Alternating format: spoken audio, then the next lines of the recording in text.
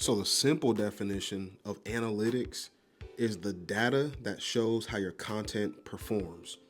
Let me break that down for you. When I say data, all that means is numbers. Okay, so when you're looking at, let's say, your YouTube chart, it'll show you views, watch time, clicks, conversions, and other things like that.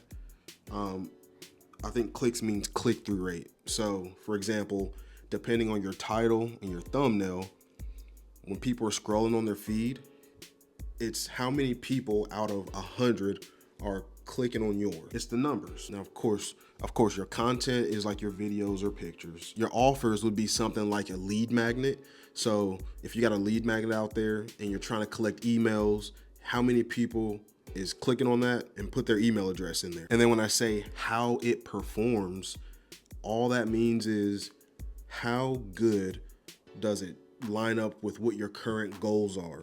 So if your goal is to get 1,000 views per week, well, you look at your views, look at the amount of videos you put out, add them all together, and then see how it performs compared to what your goal is. So see how reality is.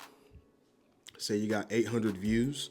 How did it perform in comparison to what your goals are? The reason that looking at your analytics is so important is because it shows you what's working and what's not working. So if you have a video and it's performing poorly, so here's an example. Like I said, you have 1,000 view goal.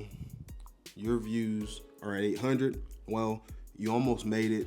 A lot of things performed well, but what can we do to tweak it to get it to 1,000? So if you got a video that underperformed, say your average view per video is 300, but one of your videos got 50 views, then you analyze that video and see what you did differently there. Maybe it was a topic, could have been the thumbnail, could have been the title. It could be your whole messaging behind that video. And then you want to take the videos that outperformed, like more people clicked it, more people watched more of it, and then you want to see what you did differently there. Ultimately, you want to take that video that overperformed, and then you want to try to replicate those things in that video to make your other videos or your future videos do as good as that one did.